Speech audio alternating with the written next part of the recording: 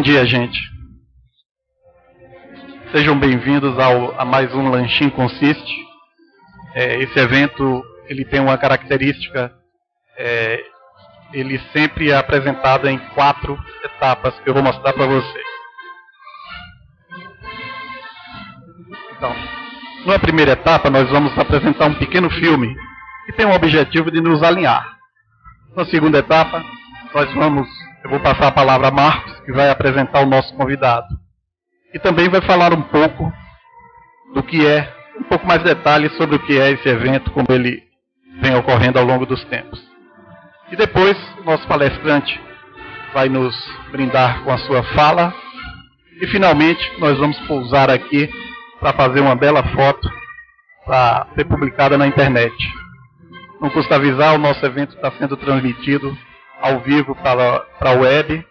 E por isso eu peço a vocês que, se desejarem interagir com o palestrante, se quiser fazer perguntas, utilizem o microfone para que as pessoas na web consigam ouvir as perguntas de vocês, ok? O microfone está na mão de Jorge aqui, só levantar o braço ele irá até você. Bom,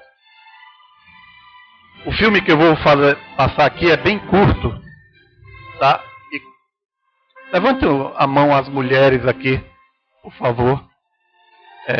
Eu acho que eu vou apanhar bastante, não é pouco. Então, vamos lá.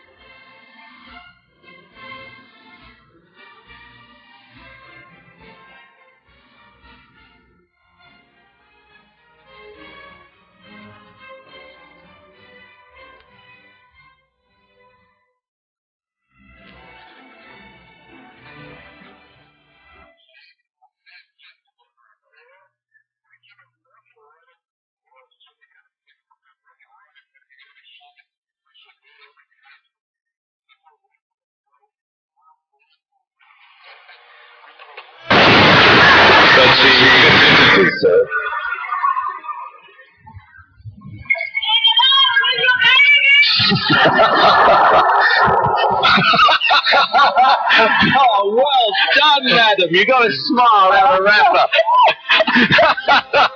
I bet he's tempted to have a look.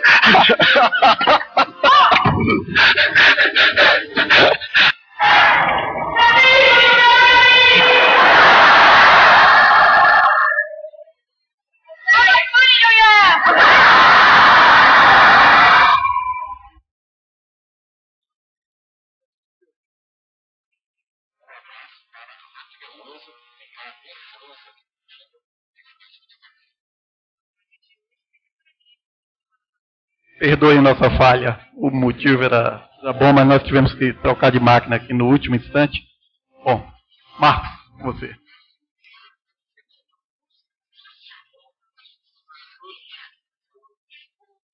Eu vou começar fazendo uma das coisas que eu mais gosto, que é quebrando um pouco o protocolo. Pois não, melhorou? Eu não sei se vocês sabem, a tenista que apareceu aí, Steffi Graf, com quem ela é casada hoje. Ela é casada com outro jogador de tênis que ganhou o Wimbledon muitos anos, que foi casado com Brooke Shields.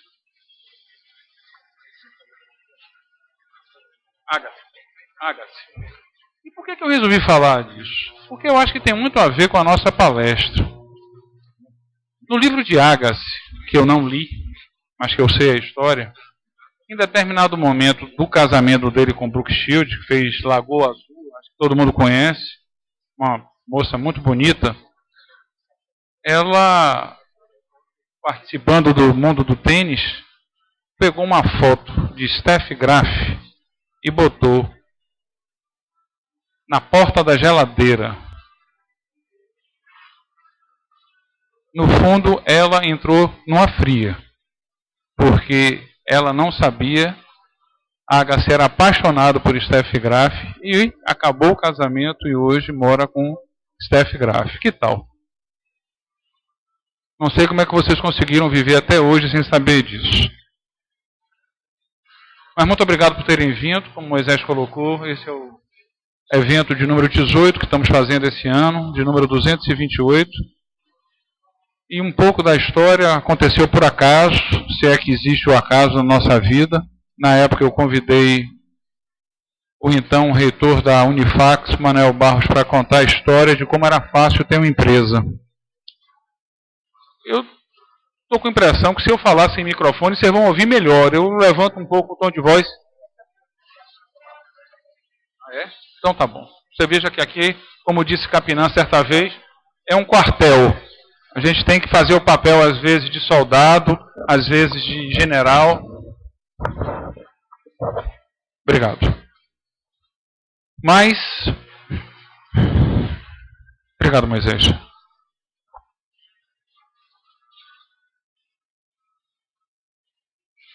Me ajuda lá. Passa para mim. Esse é um produto, eu prefiro chamar de produto que de subproduto. Está na mão de Graziella. Todas as pessoas que vieram aqui falar produzem depois um texto de no máximo 24 linhas. Esse é o título do livro, o negócio é servir. Vale qualquer coisa. Um pensamento, um sopro de vida.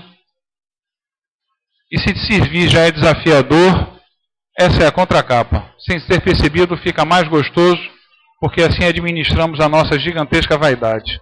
Né, Melita? Vamos lá. Esse é o futuro. E o futuro é que me move. Eu tenho que ter visão de futuro. É lá que nós vamos participar. Eu com certeza não gostaria de ser dono de jornal agora, porque está tudo mudando e eles estão passando maus bocados. Mas vai ser assim. Esse é um outro material que nós produzimos internamente, tem muito a ver com o que eu estava lhe apresentando há pouco. É um material que todo mundo que entra na nossa empresa recebe em casa, no dia seguinte à contratação. São 58 folhas. E o objetivo é muito simples.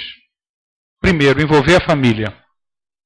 Depois, fazer com que isso circule na veia. Além dos nossos princípios empresariais, estão aí uma série de situações padrões, perdedoras, que nós não queremos nos dar o luxo de repetir. Expressões do tipo, eu diria, assim fica difícil, vou tentar, estarei fazendo, uma outra instituição no nosso estado, o rapaz não veio. Quando o rapaz não veio para o mundo aqui na Bahia, né? Nós abolimos isso do nosso dia a dia. E acreditem, os resultados têm sido maravilhosos. Mas o desafio é fazer com que isso corra nas veias. E o que nós fizemos?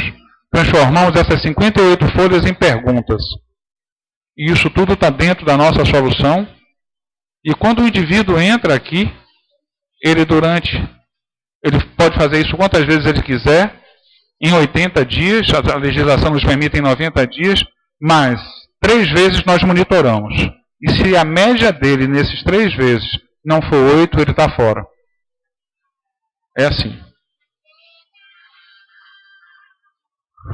Alcione, nós só queremos aqui energia positiva. Não vale aqui sadomasoquismo. Pois é, não tente não. Diz que tentar é atentar, e atentar é coisa do demônio. Em inglês, to try is a lie. Isso é um slide que eu gosto muito. Isso mostra evolução. E é isso que nós queremos ser. Nós não queremos ser só técnicos, só gestores. Nós conscientemente queremos ser líderes, estejamos onde estivermos. Mas ser líder também tem que ser um bom liderado. Ou seja, se formos falar de contabilidade, eu jamais serei o líder, porque eu não conheço nada. Uma outra característica nossa: copiar. Conscientemente copiar. Dizem que você não tem o talento para criar, você tem que ter humildade para copiar. O que eu quero dizer com isso? Se a ideia é boa, pouco importa de onde ela vem. O desafio é fazer com que aquilo se torne um produto final, um resultado. E com o passar do tempo nós entendemos que copiando, repetindo aquilo, de repente passa a fazer sentido aquela ação. E aí entra a parte mais gostosa. Você começa a fazer diferente, começa a inovar, e agora a mais gostosa, você faz tão bem feito que fique difícil para os outros copiarem. Agora são 3 símbolos que representam a mesma coisa, o tempo. E essa é a imagem do tempo passado. Acredito que essa é a segunda vez que nós estamos próximos. Conversamos algumas vezes por telefone. Eu tive a oportunidade de conhecer Alcione num evento da Associação Comercial da Bahia. E me impressionou bastante a fala. Eu tive a felicidade de estudar no Colégio Antônio Vieira. E minha mãe tem um tio que é padre, ou tem um irmão que é padre, ou seja, eu tenho um tio padre, uma tia freira, 2 primos ex-padres, 2 primas ex-freira. E na religião que eu fui educado, no Vieira, tudo é proibido, tudo é pecado. E eu sempre brinquei com isso, até que um querido amigo que a Consiste me deu, e eu devo muito a Consiste também por causa disso, um religioso, certa vez chamado José Antônio Pecchia, italiano, ele disse: Marcos, dinheiro é bom e sexo é melhor ainda. Claro que ele não disse isso, eu que fico brincando. E é uma pena que ele não esteja aqui, porque nós o definimos como o nosso consultor para assuntos do prazer. Quer dizer, ele está fazendo falta hoje, Alcione. Mas essa é a 3ª vez. Esse é o dia de hoje. Alcione teve um desafio muito interessante. Ela hoje foi pegar a filha dela que chegou de uma viagem fora e tinha o componente tempo. Hoje nós começamos um pouco atrasados, alguns poucos minutos. Mas o nosso desejo é sempre começar 10 minutos antes, como Moisés colocou, passando um vídeo para alinhar, para limpar nossas cabeças. Mas eu desejo muito de apresentar uma das nossas soluções, que eu mostrei um pouco para ele, que com certeza nos preparará para construirmos muita coisa boa. E aí exatamente o que eu mais gosto, de estar pensando no futuro, vivendo com os 2 pés grudados no presente. Fale também das coisas negativas dessa sexualidade. Quando as pessoas vêm falar aqui, existem 2 linhas. O indivíduo vem contar a sua história de vida, ou vem falar sobre algum assunto que ele é especialista. Temos aprendido muito. E temos, para esse ano de 2011, uma longa e desafiadora agenda.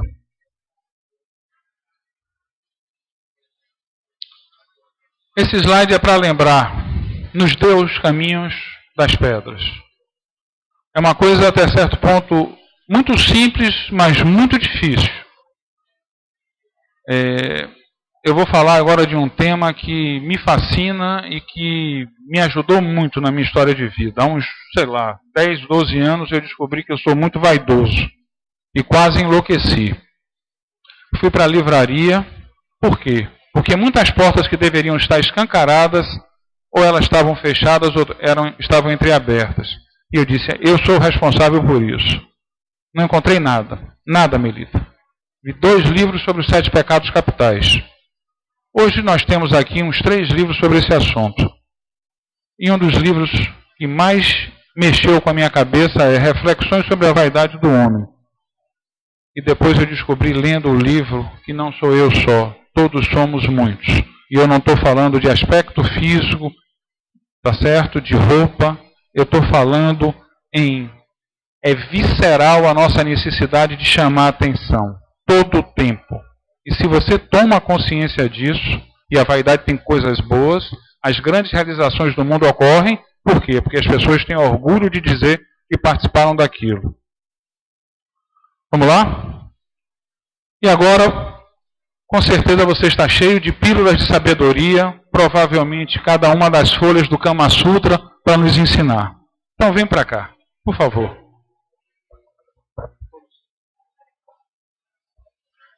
Boa tarde. Tudo bem, gente? Ok. Nós vamos... primeiro eu quero agradecer, né, o convite de Marcos Vinícius. Eu falei para ele que ele é uma pessoa ousada. Ele ousa fazer coisas diferentes, isso é muito bom. E ele ousou trazer um tema que é um tema que corre na boca de todos. E todos têm que lidar com ele de alguma forma. Mas a gente não gosta de olhar para ele de uma forma mais assim, aquilo pertence a mim, eu estou naquilo. E o que é que eu posso refletir sobre esse tema, que é a sexualidade? É um tema que eu sou apaixonada, adoro, acredito mesmo que é uma das coisas mais importantes que a gente pode ter na vida da gente, é a gente poder lidar bem com a nossa sexualidade. E eu gostaria de começar, se Marcos me permitir, para que a gente entre um pouco nessa sintonia, porque é um tema delicado e difícil para todos. Eu gostaria de que a gente diminuísse um pouquinho a luz para só ouvir a música. E, enquanto eu vou falar alguma coisa, eu gostaria que a gente fechasse um pouco os olhos, se possível. A gente fechar os olhos, se permitir, esse breve minuto que dura a música, e a gente poder se reportar para um momento em que a gente era criança e que a gente estava inocentemente descobrindo o nosso corpo e a nossa sexualidade. Um período em que a gente não se dava conta das diferenças e do que a gente ia enfrentar. E esse momento, quando a gente é criança, que eu gostaria de trazer agora, a gente vai subindo um pouco mais na linha do tempo e a gente chega na nossa adolescência com todos os conflitos, todos os hormônios que estão envolvidos nesse despertar, na puberdade. E aí a gente realmente vai descobrir a nossa sexualidade. E a gente vai ter toda a nossa vida para a gente vivenciar. Mas a gente começa a descobrir que quando a gente é criança, a gente não se dá conta que a gente tem uma sexualidade, já nasce com ela. Mas depois, a gente vai se dando conta de que aquilo mexe muito com a gente, porque mexe com a coisa muito importante, que é o objetivo maior, que é o prazer. E eu gostaria que a gente, ainda com os olhos fechados, pudesse lembrar, cada um, do seu primeiro momento, primeiro contato com a sexualidade, com a sua sexualidade e com a sexualidade do seu parceiro, parceira. Será que a gente ainda lembra daquele momento? O momento em que a gente se entregou ao outro, o momento que a gente se permitiu ser tocado pelo outro, e o momento que a gente permitiu sentir coisas no nosso corpo, que refletiam na nossa alma. Eu queria que a gente trouxesse esse momento tão importante para os dias atuais,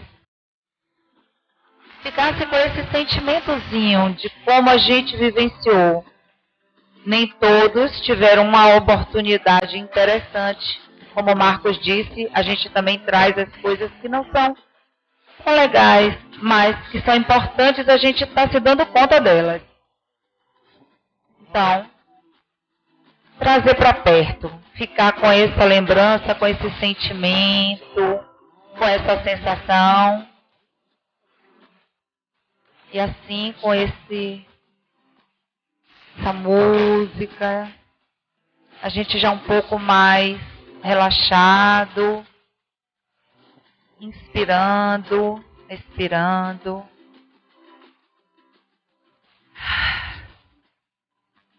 Pedir permissão para a gente iniciar.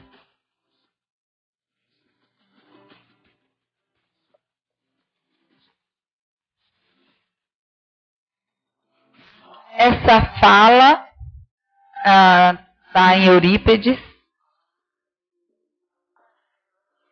E eu gosto de trazer porque a gente precisa pedir permissão para essa deusa, Afrodite. Ela é a deusa da beleza e do sexo. Ou seja, do encantamento, do apaixonamento. Quando você é tocado pela deusa, você se sente encantado e você se permite seduzir, ser seduzido. Você permite entrar no universo da sexualidade. Quando a gente se distancia da deusa Afrodite, a gente começa a se distanciar da nossa sexualidade. Existem vários motivos que a gente pode se distanciar dela. Ela aí, com seu filho Eros, nessa foto demonstrando como ele, uma criança, peralta, travessa, que costumava lançar as flechas e apaixonar as pessoas mais improváveis, umas das outras. Como muitas vezes acontece na vida da gente também, não é? Pode passar. A sexualidade é muito mais do que a relação sexual, a relação a dois. Antes de tudo, é a sua relação com você mesmo, com aquilo que traz o prazer, com aquilo que lhe desperta o prazer. Então, quando você está num momento de sensualidade, você tem a capacidade de encantar. É o brilho nos olhos, é o sorriso, é o permitir se abrir para a vida, para coisas novas, para uma palestra, para o novo, para uma refeição gostosa, para um brinde, uma taça de vinho, um filme interessante, ouvir uma boa música, ler um bom livro, fazer uma viagem. Tudo isso é encantamento, tudo dá prazer. E o que dá prazer tem a ver com a sexualidade. E aí eu trago aquele filmezinho que é Moisés, né? Colocou pra gente. Será que nós somos iguais ou somos diferentes, afinal? Né? E a gente pode raciocinar, ficar cada um pensando. Geralmente o homem tem um botão de on e off, né? Mais prático. A gente já funciona com um painel de controle mais complicado. Acho que a gente poderia até depois melhorar esse slide, Marcos, e botar um daqueles painéis de avião, sabe? Talvez. É porque eu não conheço os modelos atuais. Pode passar. O cara chama a mulher para jantar. Ele faz um convite, vamos tomar um drink hoje à noite? Ele apenas chamou para tomar uma cerveja, um drink, um copo de vinho. Ela vai pensar em todas as possibilidades de roupa, de sapato, de bijuteria, qual tipo de drink, qual tipo de restaurante. Tudo vai passar pela cabeça da mulher. Então não somos iguais. Não somos, definitivamente não somos iguais. Não somos. E por isso a gente precisa entender um pouco mais essas diferenças, não para fazer uma guerra dos sexos, porque isso já passou, né? A gente já passou da fase da guerra dos sexos. A gente precisa agora começar a se aproximar um pouco mais. E para a gente conseguir essa aproximação, a gente precisa estar dando conta o tempo todo do que está passando dentro da gente. O tempo inteiro a gente tem que estar juntinho do que acontece com a gente.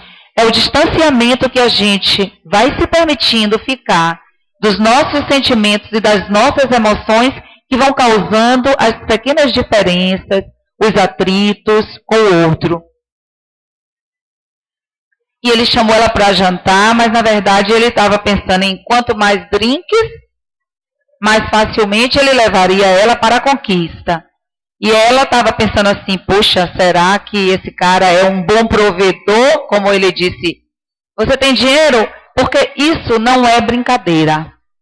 A mulher precisa, anatômica, fisiologicamente, de um bom provedor para que ela possa criar os filhos. Isso não é cultural, Isso é uma coisa que vem das nossas gerações. E a gente demora muito para mudar. Nós somos hoje mulheres independentes, todas trabalhamos, ganhamos nosso próprio dinheiro. Mas quem disse que lá atrás não está marcado que a gente precisa de um bom provedor? Está implícito, por isso que se faz tanta gozação. Que mulher gosta de cartão de crédito. Não é bem assim, calma. É do que ele pode comprar, não gosta do plástico. Mas além disso, a gente gosta também de tantas outras coisas bacanas, né? Tantas outras coisas. E a pessoa vai foco só naquilo. Mulher gosta de dinheiro. Quem não gosta de dinheiro? Marcos não gosta de dinheiro? Claro que a gente gosta de dinheiro. Tem que acabar com esse preconceito. Mas não é isso. É que é muito mais do que isso. Isso é uma brincadeira só pra gente quebrar. Contrair. Muitas vezes as pessoas entram num relacionamento e aí começa a competição. A gente, em vez de estar tentando estar ao lado do outro, a gente está em frente. Numa quebra de braço. Quebra de braço é o nome disso, não é? Quebra de braço. Para ver quem tem razão, quem ganha mais, quem cria os filhos melhor, quem tem a última palavra, quem dá mais prazer, quem... E é o que menos importa no relacionamento. Então eu gosto de trazer essa imagem, porque é uma imagem que fala muito. Tem pessoas que realmente, infelizmente, ainda vivem num relacionamento de competição. E a gente não se dá conta que a gente está competindo com o outro. Está muito na base, está muito lá atrás, infelizmente. Eu gosto muito de uma crônica que Rubem Alves escreveu. Chama-se Tênis e Frescobol. Se vocês puderem, depois acessem. Eu não trouxe porque ela é grande, mas eu vou contar como é para vocês. Existe a diferença de um relacionamento que é um jogo de tênis e um relacionamento que é um jogo de frescobol. O jogo de tênis a gente viu ali no início, parece que a gente está como uma sintonia, né, Marcos? No jogo de tênis, o objetivo é destruir o adversário. Dar a bola mais difícil para que ele não consiga pegar. Esse é o objetivo do jogo de tênis. O de frescobol, você tem que dar a bola redondinha na raquete do outro. Porque se você der uma bola errada, ele não consegue pegar a bola. E acaba. Aí você tem que começar tudo de novo, não é verdade? Então, a gente precisa aprender a jogar frescobol. Moral da história, a gente tem que aprender a jogar frescobol, ao invés de ficar jogando tênis, certo? E começar a tentar dar a bola redonda na mão da na raquete do outro. Várias coisas contribuem para a gente começar a descuidar da nossa sexualidade. Uma delas, que afeta todas as pessoas, todas, sem exceção, é o estresse. Hoje em dia é impossível você viver numa cidade, pelo menos ocidental, que a gente mora sem estar imbuído desse estresse aí, envolvido com isso. Hoje eu passei uma manhã estressante, infelizmente. Estressante, tentando baixar um pouco o estresse, o nível de estresse, porque tinha compromisso, a gente quer dar conta de tudo, a gente precisa dar conta de tudo, e o estresse está ali o tempo inteiro na base, minando as nossas relações. A outra é a ansiedade. A ansiedade também. Quem não estaria ansioso nessa situação, né, gente? Pelo amor de Deus. Quem não... É pior do que isso, né, Marcos? É pior ainda, né? A sensação é horrível. E gosto muito de Mário Quintana quando ele traz que ansiedade é quando falta sempre muitos minutos para o que quer que seja. Então, qualquer coisa que a gente vai fazer, ainda faltam muitos minutos. A ansiedade é aquilo que a gente... Mas, meu Deus, ainda não chegou. Então, assim, você quer receber aquele torpedo, que hoje em dia é torpedo, né? Ninguém recebe mais carta. E-mail de vez em quando. Então, assim, você quer receber aquele torpedo. Enquanto ele não chega, parece que passaram-se horas. Não foram minutos. Mas são muitos minutos para o que quer que seja. Você está esperando uma resposta. E sempre aquilo parece demorar, nunca chega. Então, essa ansiedade que a gente vive, ela vai também causando. Estou trazendo coisas que podem, que vão minando nossos relacionamentos e a gente não vai percebendo. Tá? Então, a ansiedade nos distancia muito da nossa sexualidade, na medida em que deixa a gente sem ter contato com o outro. Muitas vezes eu recebo no consultório pessoas que me procuram, elas já chegam com o diagnóstico. Doutor, eu sou muito ansioso. Já chegou com o diagnóstico. Eu sou muito ansioso. Todas as vezes que eu vou ter uma relação sexual, eu já fico ansioso antes. Eu já fico imaginando o que pode não dar certo. E aí, existe uma coisa que a gente chama antecipação do fracasso. Então, a gente fica preocupado com a performance e antecipa o fracasso. Quando você antecipa o fracasso, você já perdeu 50% da sua capacidade de ter uma boa performance sexual. Você só aí já detonou 50%. E aí eu estou falando mais para os homens. Porque os homens têm que dar conta de algo. A mulher, por isso que durante muitos e muitos anos, hoje não, ninguém precisa fingir orgasmo, ninguém. Né? Aqui mesmo todo mundo tem, ninguém finge. Mas, durante muitos e muitos anos, as pessoas podiam se dar o luxo de fingir, porque você não tem que dar conta de nada, não é visível. O prazer feminino, ele não fica à vista, aos olhos. Então, as pessoas podem esconder que não sentiram prazer, que não estão 100%. Mas não é porque ela não gosta do outro. É porque ela não está encontrando aquele caminho, não está sabendo como chegar lá. E ele também. E a gente tem a mania de não dizer, não falar. Não dizer nem o que está sentindo, nem o que gostaria de sentir. Então a gente precisaria aprender a dizer o que sente e o que gostaria de sentir. Chegamos em alguns relacionamentos numa ausência de diálogo. Também outra coisa que a gente vê muito. Isso acontece frequentemente. Nós vamos a um restaurante e uma cena que a gente vê muito quando a gente vai no restaurante, alguns casais, e eles estão ali compartilhando apenas a mesa. Estão na mesma mesa e só. Não compartilham nem os pensamentos, nem as palavras, nem os olhares, nem os sorrisos, nem os gestos. Então, muitas vezes, a gente não consegue mais atravessar essa barreira. O diálogo começa a ficar difícil e uma das coisas mais importantes no relacionamento é o diálogo. Quando o diálogo fica difícil, a gente não consegue estabelecer o contato com o outro. A gente vai se distanciando. A gente se permite, na cama, rola de tudo, mas a gente não conversa. Não olha nos olhos, não dá risada junto, não se diverte com as mesmas coisas, não participa dos sonhos do outro. Ninguém pergunta, o que você sonhou hoje? Ou o que é que você está pensando em fazer nesses próximos dias ou meses da sua vida? Porque, de repente, o cara está pensando num plano e você em outro. E a gente não está conversando para saber o que está acontecendo. Eu tenho trazido essas imagens e essas coisas que eu vejo como afeta, porque eu tenho recebido no consultório e participado de conversas, de grupos, de debates, em que a falta de diálogo cada vez mais. Estamos na era tecnológica, no mundo digital. Tudo é muito rápido, tudo é muito fast food, e a gente termina economizando também palavras. As mensagens, tudo é com abreviações.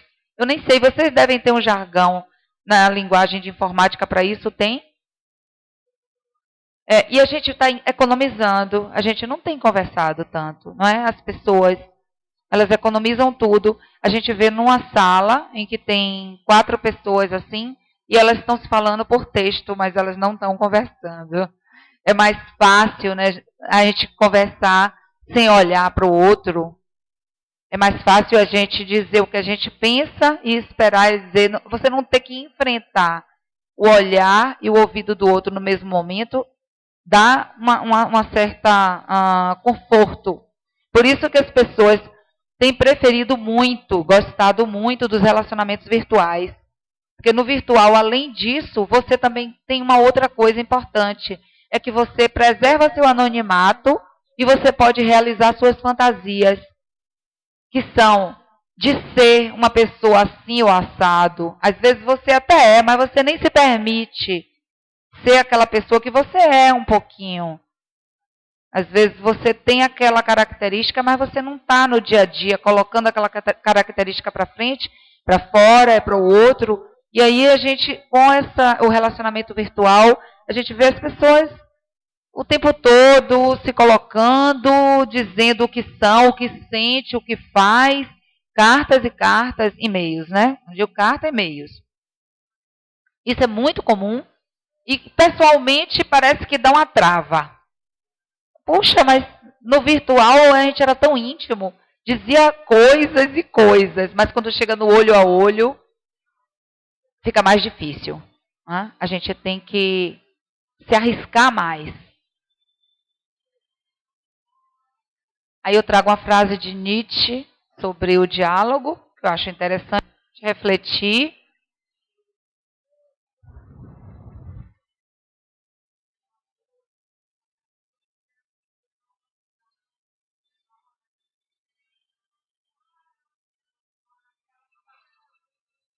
Isso, verdade. Devia. Isso, porque ao final e ao cabo, a gente vai querer mesmo estar junto para conversar.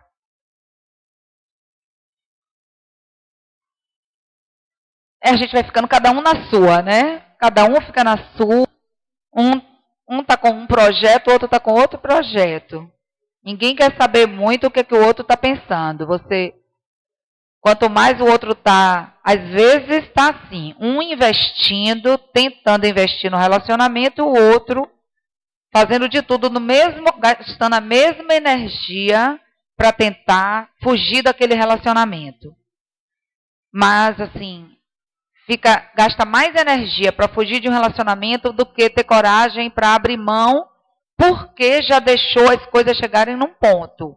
Porque se não tivesse deixado chegar, poderia ter crescido no relacionamento com aquele mesmo parceiro.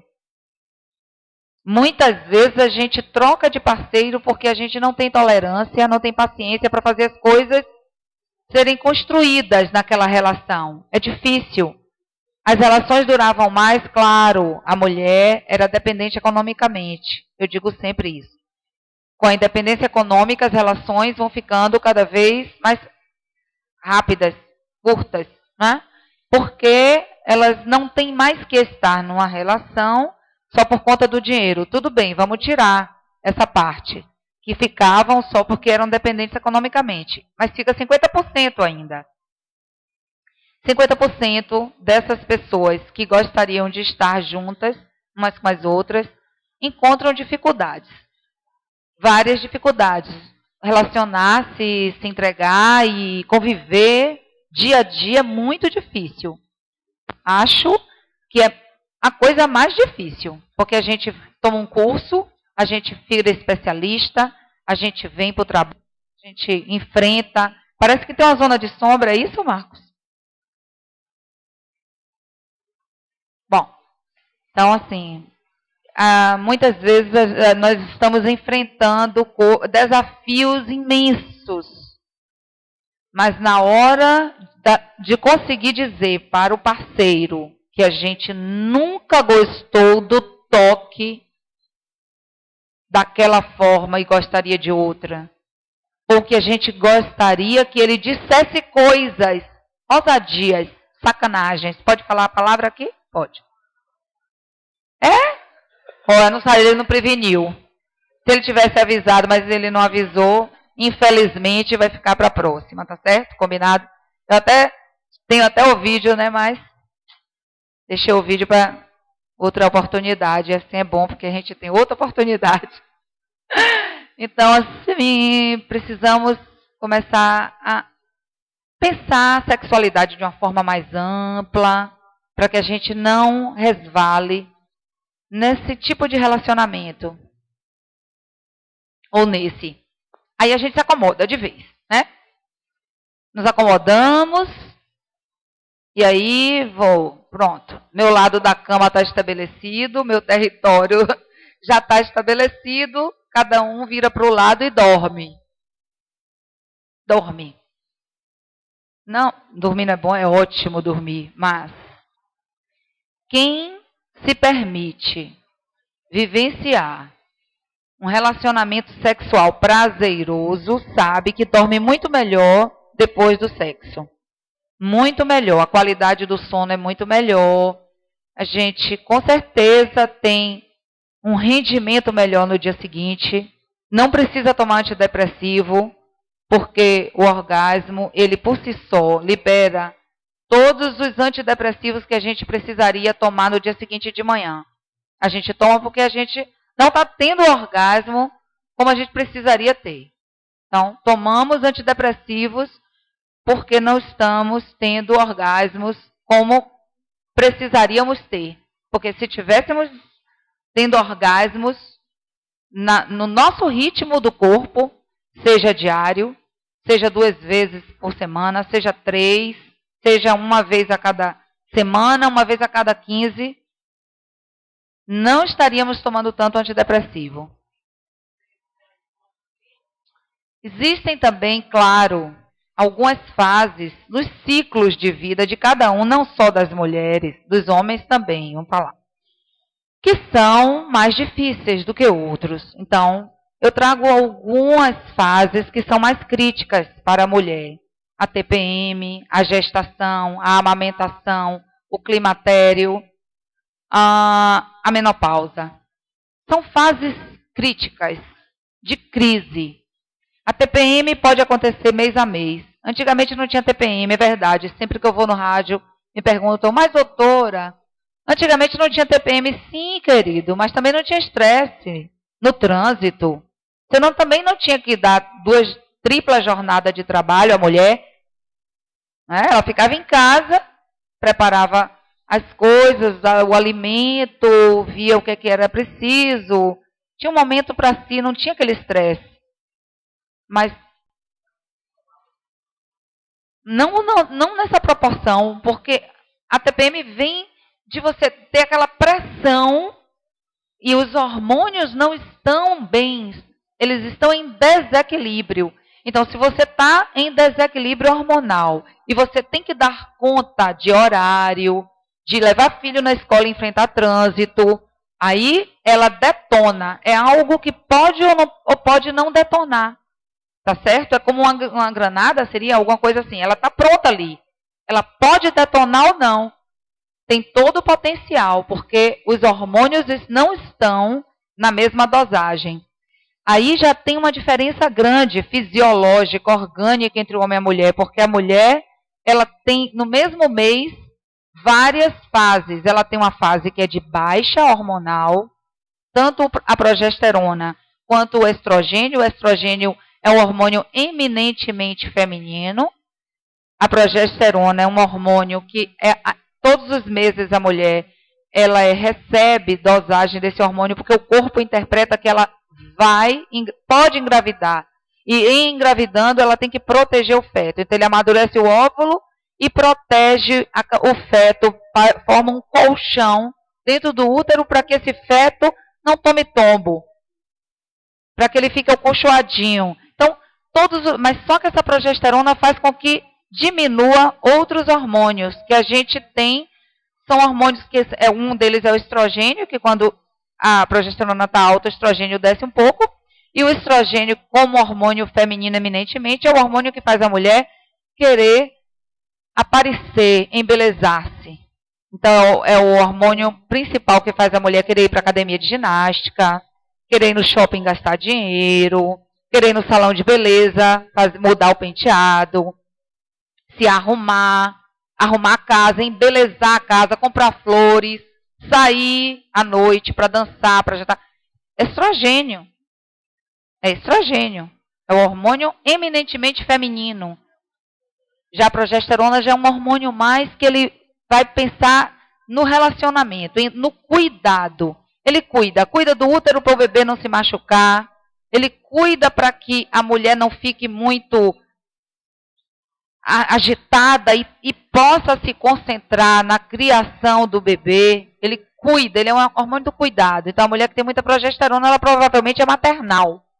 São mulheres mais maternais. Tem mulheres que se encantam tanto com a maternidade, tanto que elas ficam em função dessa maternidade, em torno disso, não saem desse ciclo. Então, assim, O homem já fica para segundo plano, terceiro escalão, quarto, porque o que importa são os filhos. É uma mulher que está com muita progesterona. De repente precisa rever isso. E então, assim, existem essas variações hormonais mensais e diárias na mulher e durante toda a sua vida, tá? Quando ela menstrua, quando ela ovula, quando ela engravida, quando ela amamenta, quando ela está no climatério, que é o período que antecede a menopausa, um período de 1 a 2 anos. Nesse período a mulher tem fogachos. Fogachos são aqueles calores. Vocês vão ver um pouquinho. Então, depois da menopausa, baixa de vez os hormônios e ela ou vai fazer a reposição hormonal, se puder, ou ela vai descobrir outros encantos na vida. Ela não pode se entregar, mas ela pode descobrir outros encantos. Por exemplo, não tenho mais que criar filho pequeno. Não me preocupo mais se vou engravidar ou não. Não tenho mais estresse de levar filho pequeno para a escola. Então eu posso me dedicar, por exemplo, a ver meus filmes, ler meus livros, viajar com meu parceiro, com minhas amigas, curtir, dormir mais. Tantas coisas. É descobrir o que você vai agora dedicar o seu tempo. Ah, só um pouquinho. E os homens, né? Então, eu falei das mulheres porque realmente quem tem maior variação hormonal. E os homens? Os homens funcionam mais ou menos assim. A partir da puberdade, que acontece a partir dos 11, 12, 13 anos. A partir da puberdade, o cérebro manda uma mensagem para o testículo e diz assim: comece a produzir testosterona. A partir daí, ele começa a produzir a testosterona. E a testosterona, que é o hormônio eminentemente masculino, a mulher tem uma dosagem baixinha, assim como o homem pode ter estrogênio a partir do colesterol, porque a cadeia química, bioquímica desses hormônios são muito parecidas. Então, o homem pode ter um pouco a partir do colesterol e a mulher tem um pouco a partir da suprarrenal, da testosterona. Então, claro, mas numa proporção bem pouquinha. A testosterona é o hormônio que diz assim: levante, trabalhe, haja, combata, possua. É o hormônio que faz com que o homem queira demarcar o território dele, conquistar. É o hormônio da conquista, é o hormônio da prontidão. Então, o homem tem uma carga diária gratuita, a gente tem que sair comprando, mas eles têm gratuitamente na corrente sanguínea, diariamente de manhã. E se vocês perceberem, os homens têm mais aptidão pela manhã. À noite eles podem até ter um entusiasmo, mas depois sofá, controle remoto, cama. De manhã? Mas não é não. Não é só, viu? Mas é esse anime, não é só. A testosterona, ela tem um pico maior pela manhã e depois ela estabiliza ao longo do dia e dos anos, até o envelhecimento mesmo total. O envelhecimento dos órgãos todos, do testículo e da próstata. Precisa envelhecer tanto, tipo, o homem tem uns 90 anos para diminuir essa testosterona. Porque um homem de 80 anos, ele baixa, eu não trouxe o gráfico, que pena. Mas eu posso explicar para vocês. Na puberdade, vamos fazer de conta que é esse gráfico aqui, tá, Marcos? Então, na puberdade, tem um pico de testosterona desse tamanho. Aí, dos 20 aos 30 anos, ele passa com um pico de testosterona alto. Digamos que aqui ele tem um pico altíssimo, desce para um pico alto, na altura da gestação. Dos 20 aos 30 anos, um pico todos os dias. Um homem de 20 anos é um homem que ele quer ter relação sexual diariamente. Se ele não tiver, pode procurar o urologista para fazer dosagem hormonal. Tem alguma coisa errada. Mas ele quer ter relação sexual todos os dias. Não necessariamente com mulheres, claro. Pelo amor de Deus, não é isso que eu disse. Eu disse ter relações sexuais. A testosterona faz com que ele queira. Ou que ele se masturbe. É normal. Isso é absolutamente normal. Muito bem-vindo. Eu não trouxe não está dentro dessa palestra, mas assim, a masturbação é um mito que, pelo amor de Deus, antes eram combatidos, os adolescentes eram punidos. Existia, no século XVIII, até no início do século XIX, os adolescentes eles criavam na cueca uns mecanismos com uma corda amarrada, com um tipo de camisinha presa no pênis, e a cordinha ia até o quarto dos pais. Se ele tivesse ereção, o pai e a mãe sentiam que a corda estava mexendo. Pense, é verdade? Vários mecanismos para evitar a masturbação. E hoje a gente sabe que a masturbação protege a próstata do homem. A masturbação protege porque a próstata vai ficando limpa. Como se fosse limpa, porque quando ela fica com aquele líquido, que o líquido seminal vem um pouco da próstata, junto com nutrientes, quando fica ali, fica quase como se estagnado aquele líquido. Aquele líquido precisa circular. Ele pede movimento. Assim como os espermatozoides, que a cada 72 horas eles querem sair. Eles envelhecem e morrem. Mas eles precisam, eles querem, eles ficam em reboliço, igual pinto no lixo, siri na lata, sabe?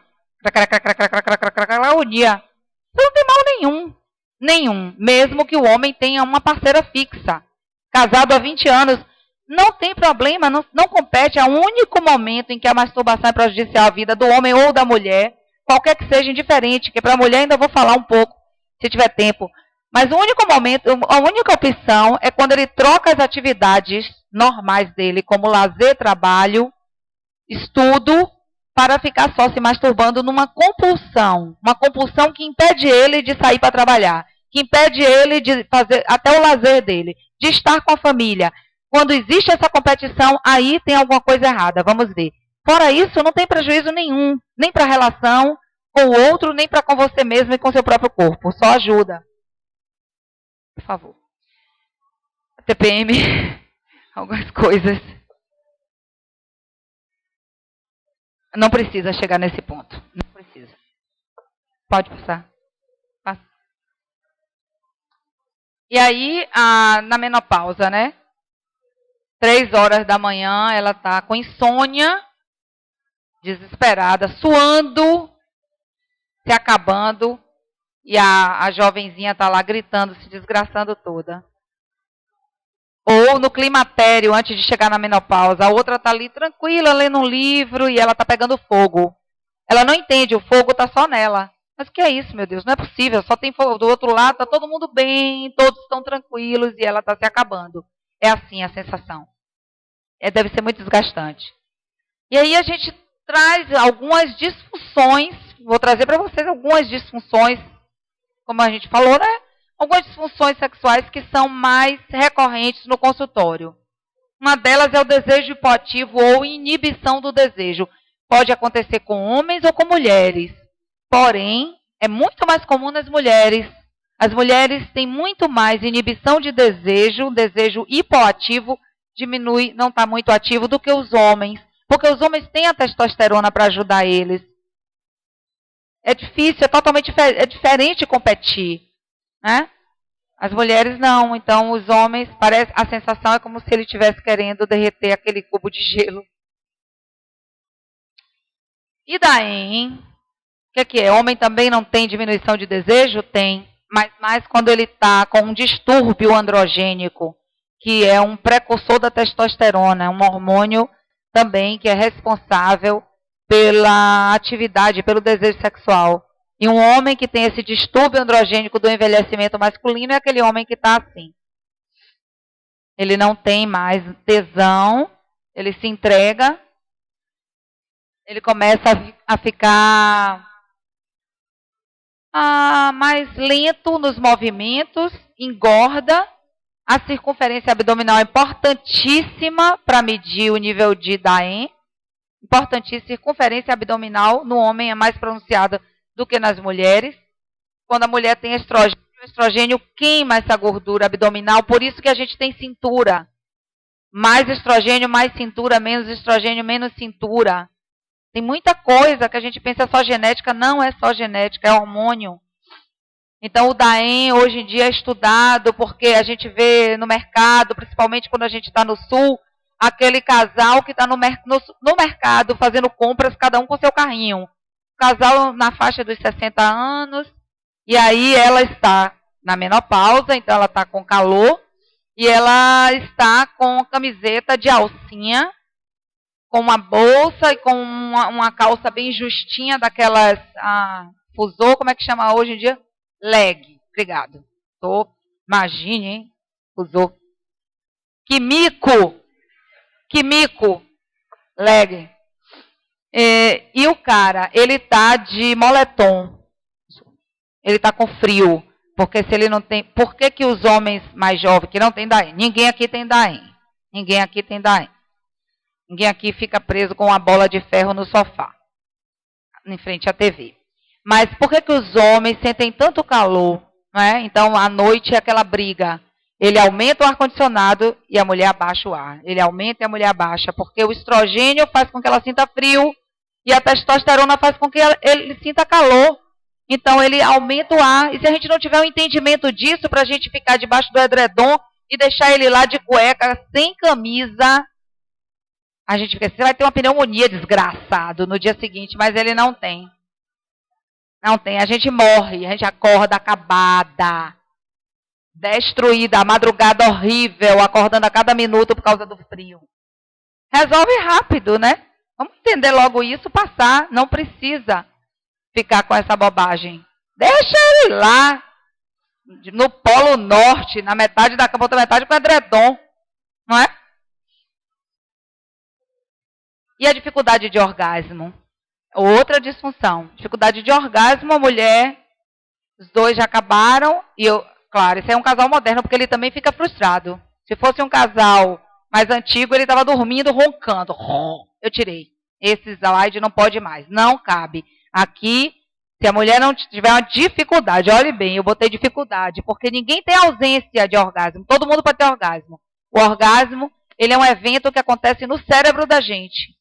Nós percebemos no corpo, porque temos a inervação muito rápida, a sinapse é muito rápido, que chega a sensação que aconteceu dentro do cérebro, um curto-circuito que dura frações de segundos a muitos segundos, podendo chegar a muitos mesmo, né? Se a pessoa tem um autoconhecimento com o corpo, se você se masturba, se você se toca, se você se olha, se você se cheira, se lambe, se você sabe qual é, o que você gosta de fazer, com que ritmo, de que movimento, em que posição, com que frequência, com que intensidade, se você faz ginástica genital, se contrai ou relaxa o períneo todos os dias para saber ter consciência perineal e saber o que é a sensação que acontece dentro da vagina quando o pênis está lá dentro. Então, por as mulheres não terem esse autoconhecimento, essa intimidade, você tem que estar amiguinha dela. E não existe um buraco negro lá embaixo que eu nem sei como é que funciona. Quem conhece mais é a cabeça do pênis do cara. Ela nem sabe. O formato, a coloração, o cheiro, a quantidade de lubrificação. Nunca se tocou, nunca botou o dedo lá dentro. Então vai ter dificuldade de orgasmo essa mulher. Mas a mulher que não tem esse preconceito com o seu corpo e que não precisa ficar inibida de dizer ao outro que gosta ou que não gosta, ela não vai ter dificuldade de orgasmo. Porque se ela se masturbar, ela tem orgasmo. Então ela não tem essa dificuldade. A dificuldade é no contato com o outro, é na entrega. Outra disfunção que acontece muito mais do que a gente imagina e que eu recebo no consultório, o vaginismo, que é quando o corpo dela psicologicamente diz não, bloqueia a penetração vaginal. Ela se permite penetração anal, pode ser, muitas vezes, mantém até um casamento por 1, 2, 3 anos. Ela se permite, às vezes, alguns toques, mas ela não permite que chegue perto da vagina. Esse bloqueio é construído psicologicamente, geralmente por um trauma que ela sofreu e ela nem se dá conta. Cenas de violência quando ela era criança, que ela viu, às vezes numa imagem pornô, que não entendeu. Às vezes uma primeira relação sexual frustrada, traumatizante, que sangrou. Às vezes a forma como o pai abordava a mãe, se ela via alguma cena de um tipo de penetração qualquer, como o dedo dentro da boca, ou revólver, cenas violentas, em que qualquer objeto fálico pode se tornar perigoso e que ela precisa se proteger. Então ela pode ter uma disfunção sexual chamada vaginismo. E dá um pouco de trabalho para a gente poder ir lá no fundo, ver aquelas imagens que foram construídas, que a psique funciona por imagens, para que a gente vá desfazendo aquela impressão que ficou. E a mulher não tem que ter vaginismo. Né? A vagina, apesar de ser um espaço virtual, porque só existe quando penetrado, ela não tem que ter dor. Pode ter um incômodo, mas não é dor. Incômodo porque não está lubrificado o suficiente. Incômodo porque aquela posição incomoda. Incômodo porque eu não estou bem, eu estou zangada, porque de manhã ele não me deu um bom dia, eu não vou dar uma boa noite. E se eu estou zangada, a mulher tem isso, se ela não estiver bem. Às vezes é hormonal, junto com... se chateou com o preço de alguma coisa que ela foi comprar, não gostou. O cara não está nem sabendo o que aconteceu, pelo amor de Deus. Essa mulher hoje está sentindo dor, incomoda, com dor de cabeça, dor de tudo. De cabeça, daqui, dali, não sei o quê. Mas é assim que funciona. Olha os botões. Tem algum botãozinho ali que tem que apertar. Tem que apertar algum botão. Tem algum botão ali para ser acionado. Uma massagem nos pés. Eita, botão bom. Que aí diz assim, é só no pé. Ele não vai querer nada comigo. Hoje, de repente, relaxou o pé, pronto. Porque a mulher tem isso. Ela pega por pressão. Não é só como homem. Principalmente porque as mulheres não são muito visuais. Elas são auditivas. Elas gostam de ouvir historinha. Por isso que mulher gosta de novela. Não é porque ela é burra. Não, de forma alguma. É porque ela gosta de histórias. Ela quer que conte história. Se você não conta, ela vai assistir novela. O homem que tem uma boa lábia, ele tem histórias para contar. Todo dia ele traz novidades. Ela adora. A mulher se emprenha pelo ouvido. O homem é muito mais visual. Muito mais simples aquele painel. Mas a mulher não. Ela precisa de ouvir histórias. Às vezes ela não quer nem ver. Ela vai no salão, lê todas as fofocas de o que vai acontecer nos outros dias, já está ótimo. Nem ligar para no outro dia, ela pode até sair para jantar. Abre mão da novela. Ela já leu, já sabe o que vai acontecer. Ela gosta da história. Do enredo. Por que filme pornô não tem sucesso entre as mulheres? Porque ela não vê sentido. Ela quer entender. Até que ela gostaria se tivesse uma historinha interessante.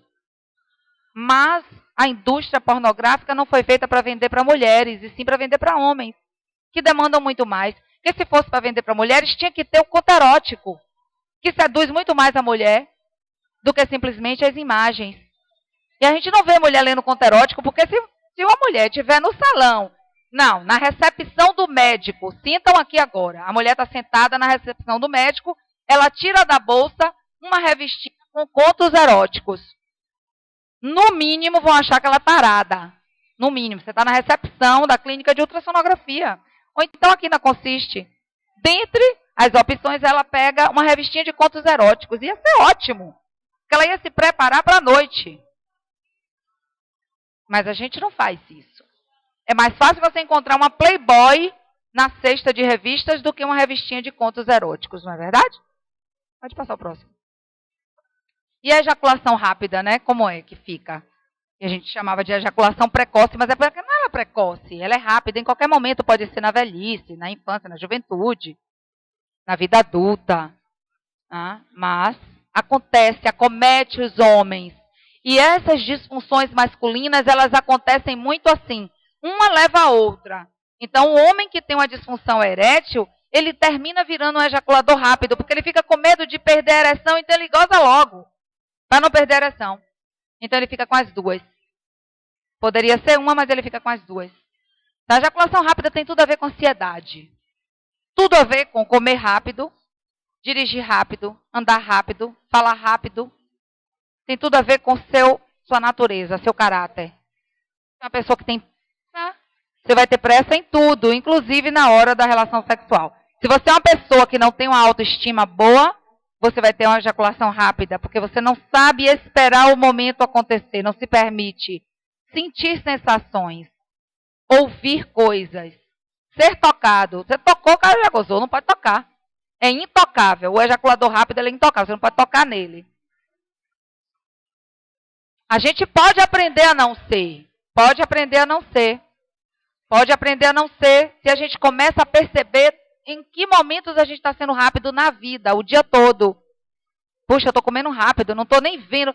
Você come, mas se perguntar logo depois o que foi que você comeu, ele não sabe. Não sabe dizer se foi numa comida aquilo e botou salada. Depois que ele termina de comer o prato, você perguntar, você comeu o que tinha na salada, ele não vai saber o que foi. Não vai saber dizer se tinha pepino, cenoura, beterraba, tomate, alface, com que tempero foi feita aquela salada. Porque ele não se permitiu ver nem sentir o sabor. É o homem que... A mulher também acontece isso, viu? Mas é porque ela não ejacula, então ela não tem problema em ser assim. Só tem problema porque ele enche o saco de todo mundo. Mas é o cara que está tomando banho, mas está pensando no telefonema que tem que dar, no dinheiro que tem que pagar a conta, não sei o que. Ele não olha para o corpo. É aquele banho que acontece que você está pensando em outra coisa. Você sempre está pensando em outra coisa quando você está fazendo alguma coisa. Então, se você está pensando em outra coisa quando você faz alguma coisa, você provavelmente tem tendência a ser um ejaculador rápido. Pode passar. Essa eu acho ótima, a disfunção erétil. Cada dia eu recebo mais pacientes com disfunção erétil e é assustador ver que a maioria absoluta desses homens, já que quando desce a curva da testosterona, mais ou menos a partir dos 40, 50 anos, a curva desce, mas ela não cai toda. Fica no nível de 300, que está de bom tamanho, está ótimo.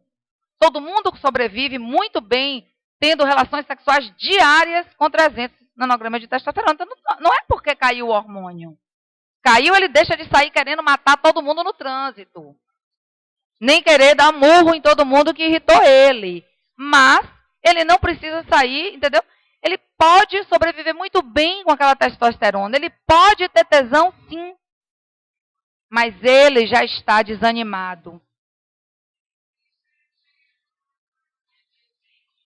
1000 e pouco. Ali aquele lá, né? Mas, não, ele tá aquele garanhão. Mas, assim, existe, graças a Deus, claro, tem tratamento para disfunção erétil. A medicação não é o único tratamento. Ele é coadjuvante, não é o principal. Não adianta tomar medicação se não cuidar da cabeça, nem do coração, do emocional. Então, precisa realmente cuidar de si. O que está acontecendo? Eu estou distante do meu corpo, eu estou inseguro.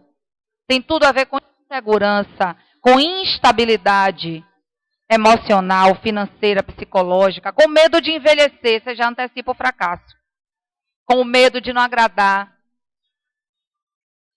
É o medo, é a insegurança. Para a gente tentar ficar assim, quando a gente envelhecer. Olha que bacana.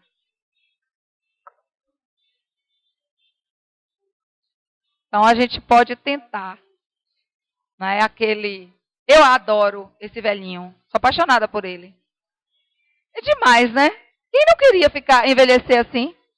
Todo mundo quer envelhecer assim. Fala a verdade, Marcos. Pode passar. E eu falo que a gente já está terminando. Fiz uma coisa bem rápida. Um apanhado, gente. Pelo amor de Deus, porque sexualidade é muito, muito complexo, muito amplo. Não dá para falar tudo de uma vez.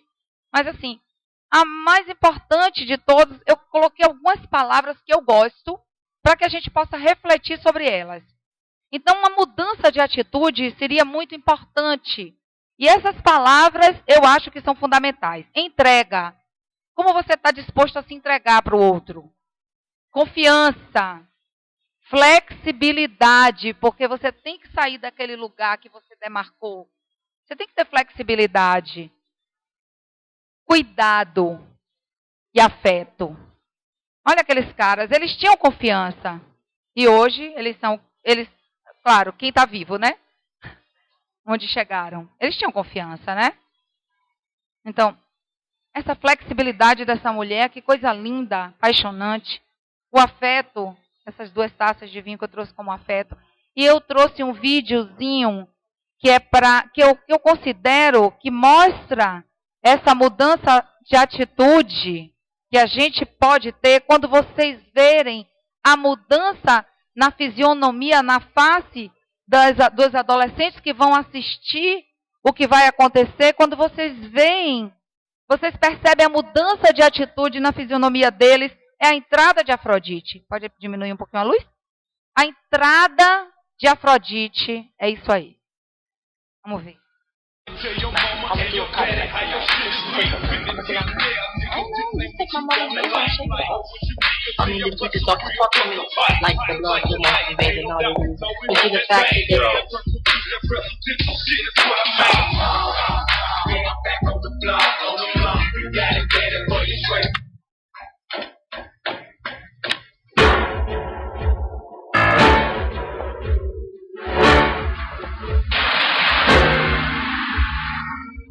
Check this out.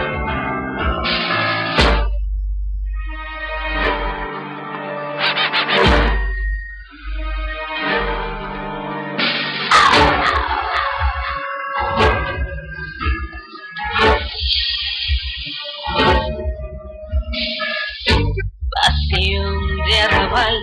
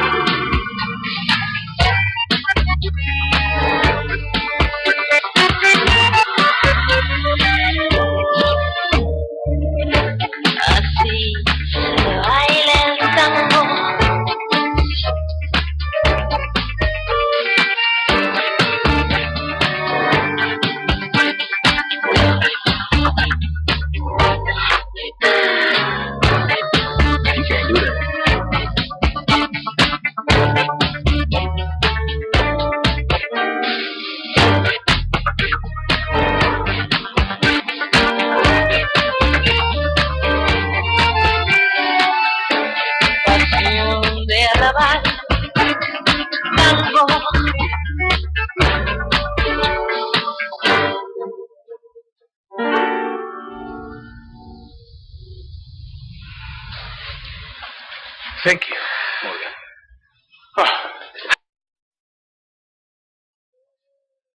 Trouxe para vocês refletirem um pouco e que fiquem com essa imagem tão bonita. A outra, não essa, que é horrorosa, mas a outra imagem linda, que isso é currículo, é uma coisa muito chata. Pode tirar, Ricardo, por favor. Não precisa. Com a imagem da deusa Afrodite entrando na vida de vocês, que eu desejo que vocês saiam daqui com um pouco mais de consciência dessa sexualidade, dessa coisa gostosa, que é a gente poder vivenciar essa sexualidade de uma forma mais tranquila, mais prazerosa, com mais entrega, mais confiança, com mais afeto, com mais respeito. Obrigada, muito obrigada.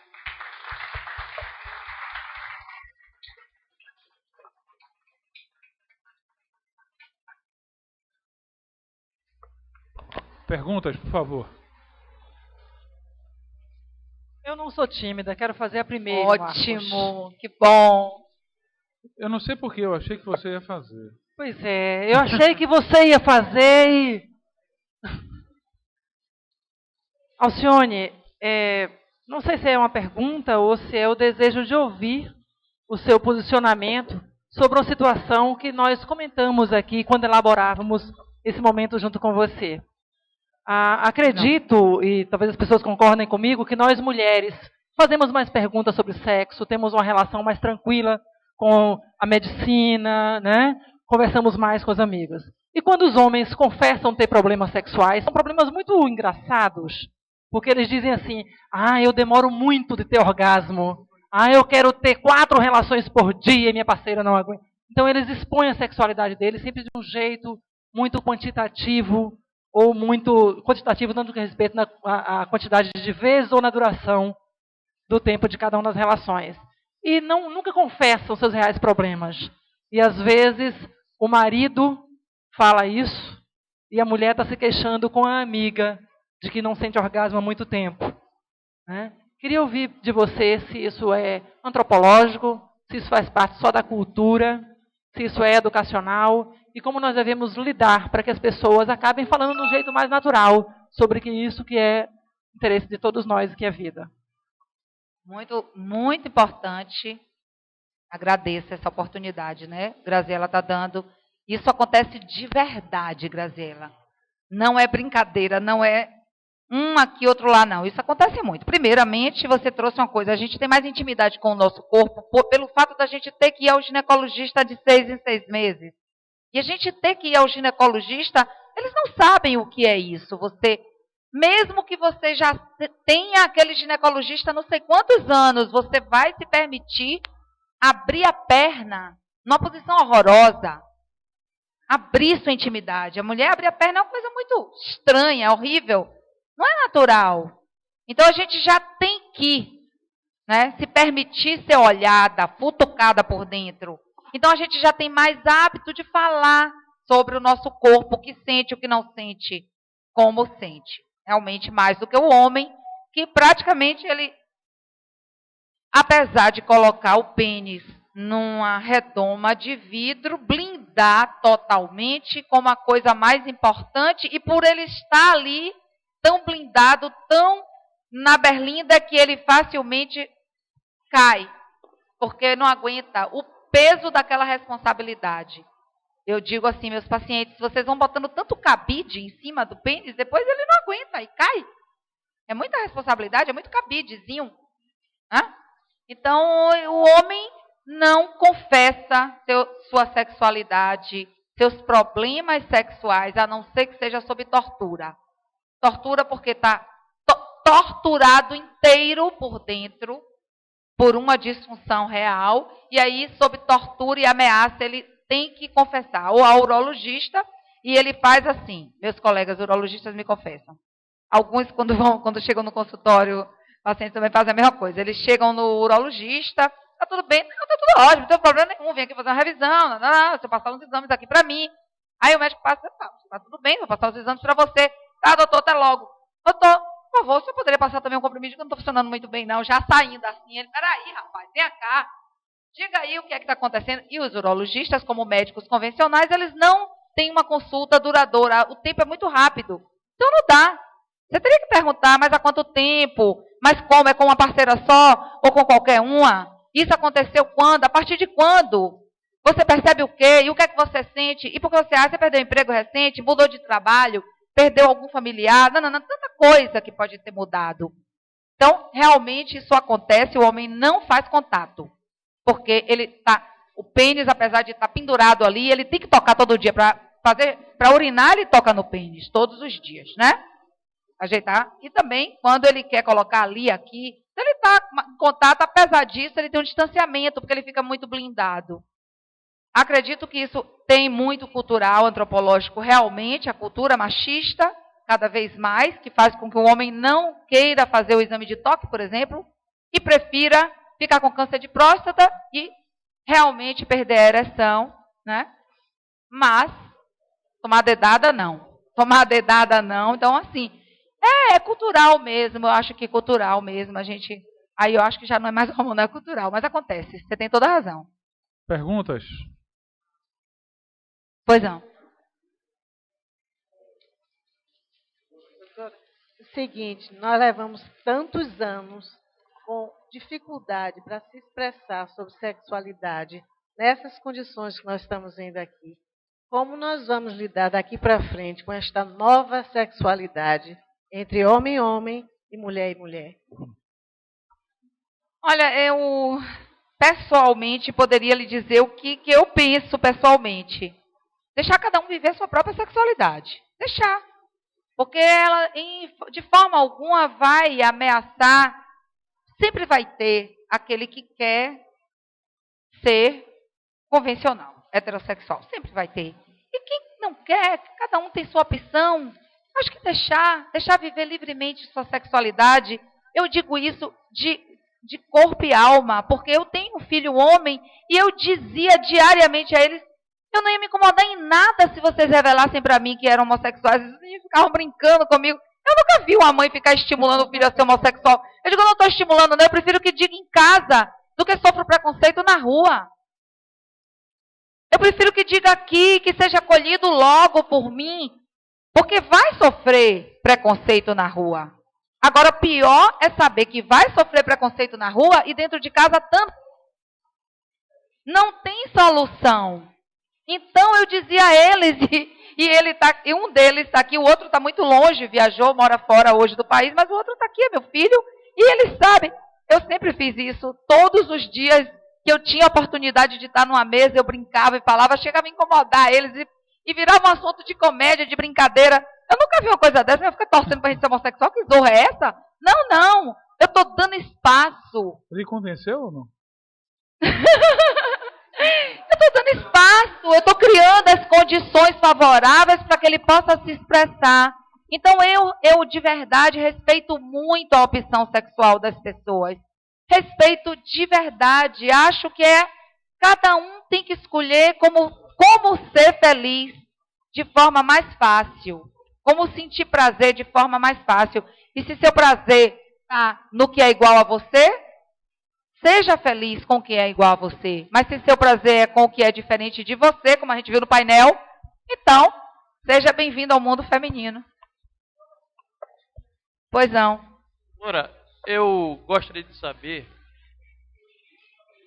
se ereção normal. A partir. Sim, verdade.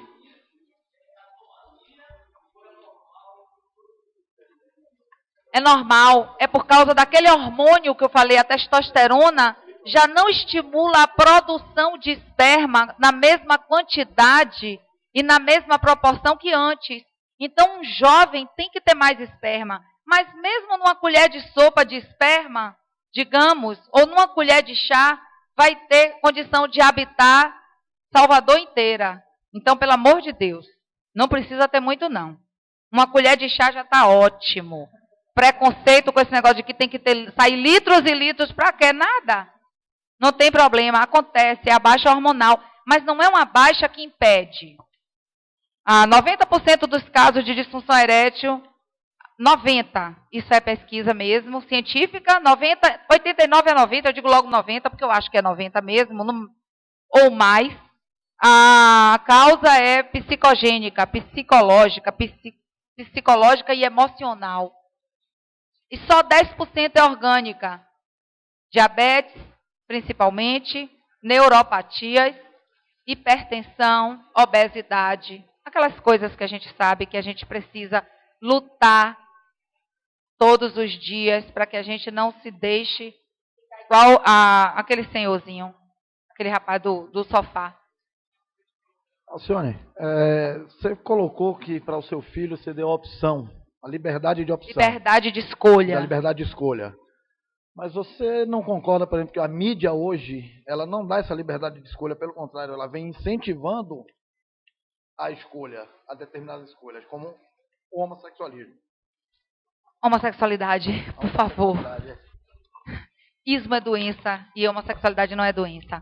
Então, assim, por favor, me perdoe eu estar corrigindo você, porque a gente tem que aproveitar as oportunidades para a gente mudar a forma que a gente se comunica. Então, acho que a mídia só fala o que as pessoas querem ouvir. Tem mais gente demandando isso. As pessoas estão querendo sair do armário. Aí a mídia sabe que eles querem sair do armário, então fala para quem quer ouvir. E tem muito de curiosidade, porque o sexo também é experimentação. Então ele não seria homossexual. Muitas mulheres que foram heterossexuais tiveram 20 anos de casamento, o marido morreu, de repente ela sai com a amiga, ela passeia com a amiga no shopping, ela faz comida com a amiga toma vinho com ela vai no cinema com a amiga. Não tem homem disponível para uma mulher de 40, 50, 60 anos e ela começa a fazer carinho na amiga e um dia ela sente tesão pela amiga e ela deita, dorme com a amiga e vão morar juntas. Isso acontece cada vez mais. Então, existe também o lado de eu quero descobrir tudo o que eu posso. Porque a Afrodite é assim, porque o sexo é muito divino, é misterioso. A gente não pode pensar que só porque eu estudei um pouco mais sobre sexualidade do que vocês, que eu domino os mistérios, não. Eu provavelmente já vivi na minha vida tudo o que eu disse hoje. Com parceiros, cada um diferente, e isso comigo mesmo em algum momento da minha vida, a TPM ainda não chega na pausa. Mas vou chegar lá, espero chegar. Então eu já vivi muitas coisas que eu falei hoje. Todo mundo vive em algum momento um desejo hipoativo. Ou porque está estudando demais, ou porque está trabalhando demais, ou porque não está conseguindo dizer ao parceiro o que é que quer, o que é que não quer, ou porque a vida está chata, porque está ganhando pouco, ou porque mora onde não gosta, é por tantas coisas, né? Às vezes a gente tem um parceiro e tem orgasmo, e aí a gente tem outro parceiro e a gente não consegue encontrar o orgasmo com o outro parceiro. Fica difícil, porque um já conhecia o caminhozinho lá, era fácil, tinha um atalho, pegava um atalho, o outro não sabe, e você não diz que tinha um atalho. Você fica quieta. Você quer que ele se desgrace para encontrar sozinho. Então isso acontece demais. Mulheres que tinham passaram a não ter e masturbam e têm. Outras nunca tiveram porque não se masturbam. É muito complexo. A minha pergunta está relacionada. A minha pergunta está relacionada com o que você falou aí, da era digital. Né? Então, o que eu percebo assim, nos relacionamentos, que os homens, o que diz no meio virtual, tem medo daquele toque, daquele romantismo, daquela coisa gostosa. Então, que essa era digital tem suas vantagens, mas eu acho que está levando o homem e a mulher também a não dizer o que sente pessoalmente, junto, olho no olho. Então, está usando essa tecnologia para dizer seus sentimentos. Está esquecendo que nós somos homens, nós somos mulheres, nós somos seres humanos. Né? Precisamos desse toque, dessa fala gostosa de um para o outro. Eu te amo, olho no olho. Eu acho que essa era digital aí está nos levando também a tudo isso aí que você falou, ao estresse, à falta de orgasmo. Porque eu entendo assim como um medo entre as pessoas. Sim, porque eu acho que não acaba o romantismo, tá? Acho que os homens estão tendo a oportunidade de ser mais românticos porque eles estão protegidos. Então, eles estão até se aventurando a dizer coisas que eles não diriam. Né? Então, não acho que estão perdendo o romantismo, mas eu acho que estão perdendo o toque, sim, né? A oportunidade. Mas é muito mais fácil dizer eu te amo pelo computador, porque se ele não responder rápido, eu te amo também, você deu. Acabou. E se você chegar para o outro e disser eu te amo, aí o outro, eu também. Sim, eu também, eu te amo, não entendi. Como assim? Eu idem. Tá bem. Mas, ok. É isso. Então, assim, fica mais difícil enfrentar o desejo do outro quando você está cara a cara mesmo. É mais difícil. Digamos que a gente aproveitou esse atalho que a tecnologia deu e a gente está mais preguiçoso e mais medroso de estar na relação.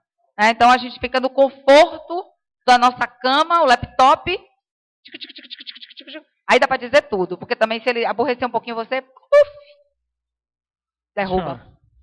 Doutora, na verdade, não sei se é uma pergunta, mas uma curiosidade. Um casal, todo casal briga, discute, e uma das coisas que eu acho impressionante é a capacidade do homem querer sexo depois de uma briga. Isso Perfeito. Em função de quê? É verdade.